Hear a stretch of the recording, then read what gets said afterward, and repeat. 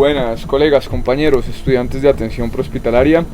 En esta oportunidad quiero hablarles acerca de los signos de injuria miocárdica vistos desde el monitor.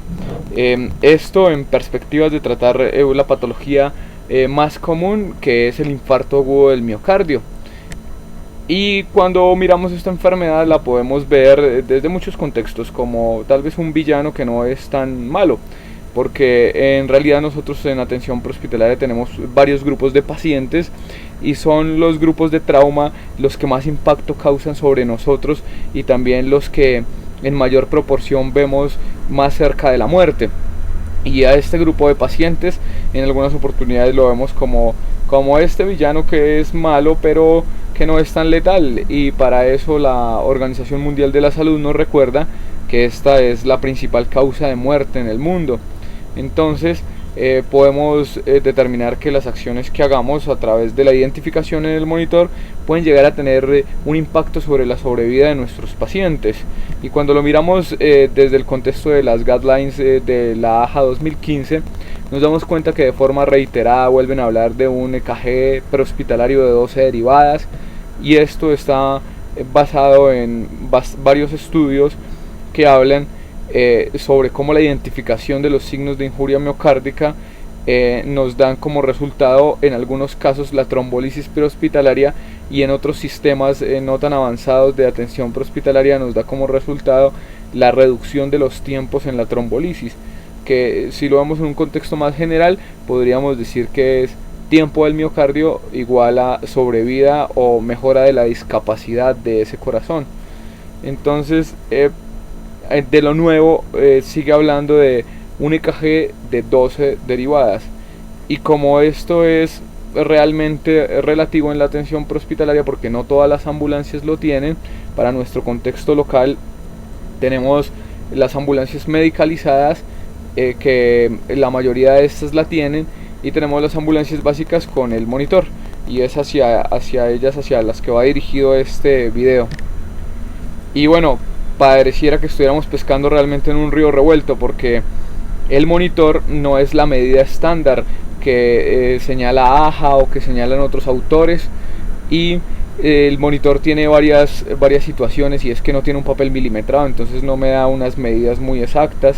Aparte de eso, que si tiene movimiento el paciente podría darme un resultado que no es el adecuado, o una interpretación que no es la más acorde. Y este río revuelto también se ve más complicado cuando nos damos cuenta que no todos los monitores me dan 12 derivadas, sino que algunos solamente me dan de 1, de 2, de 3, algunos van acompañados de ABR, ABL, ABF, y otros tienen el plano horizontal.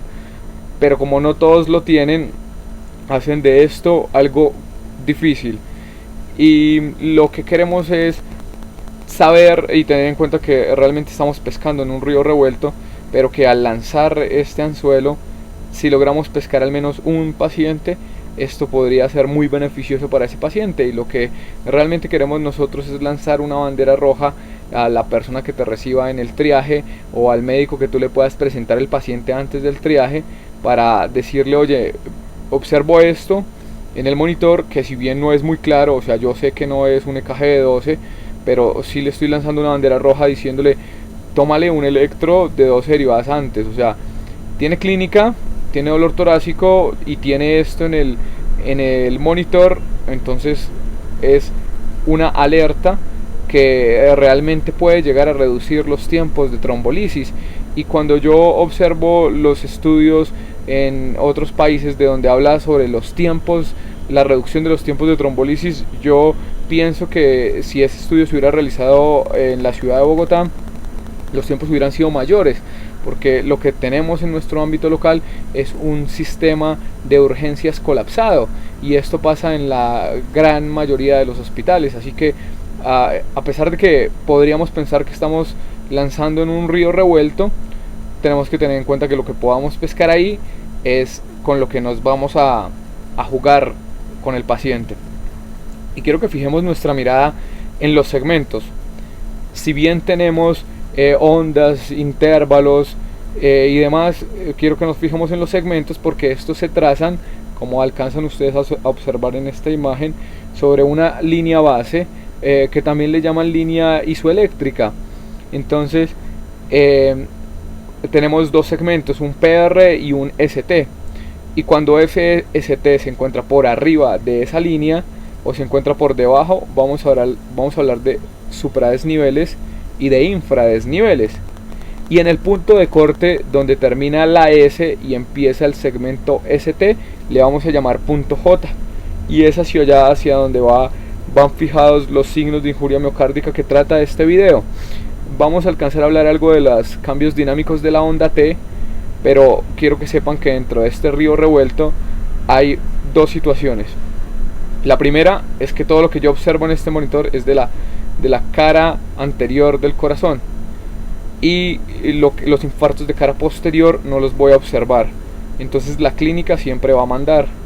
Y lo segundo es que en las derivadas del plano horizontal, las Bs, B1, B2, B5, B6, se diagnostica el bloqueo de rama izquierda, que si es presumiblemente de nuevo es un infarto agudo del miocardio.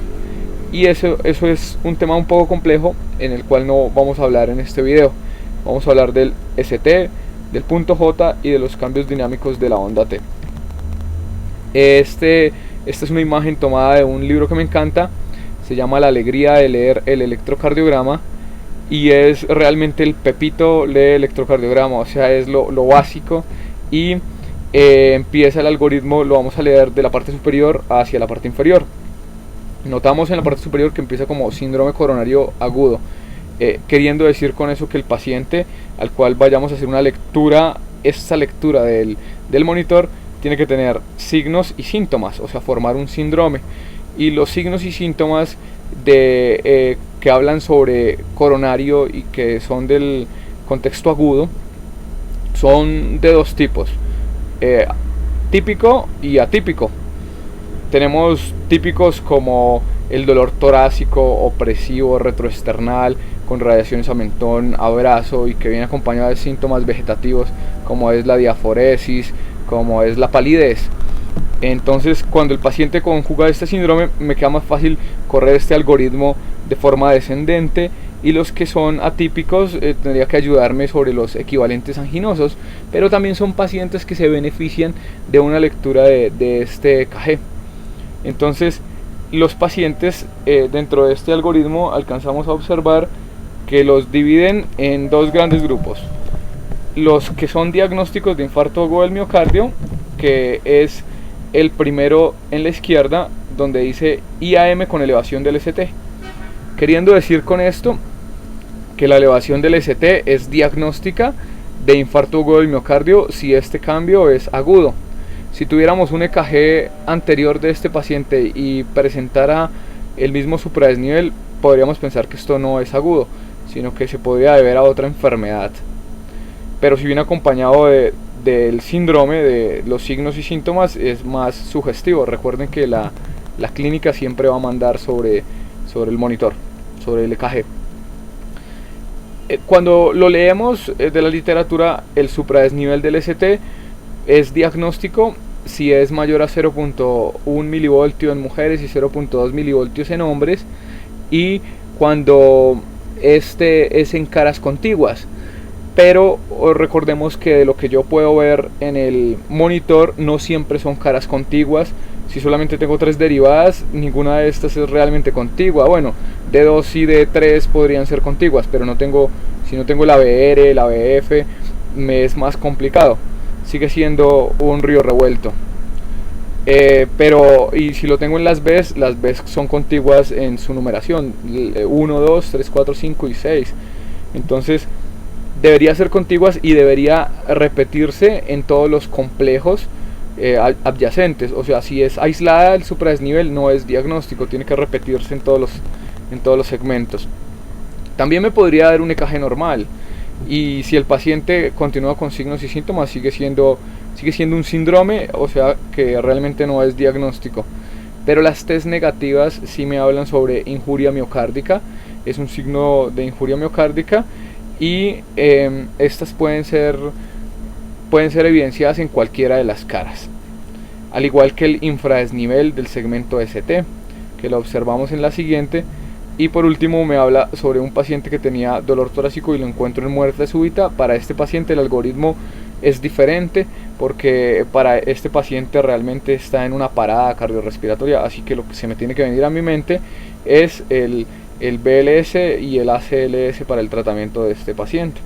Cuando vemos estos signos de injuria miocárdica, supradesnivel del ST, la onda T negativa y el infradesnivel del ST, lo podemos observar de esta forma.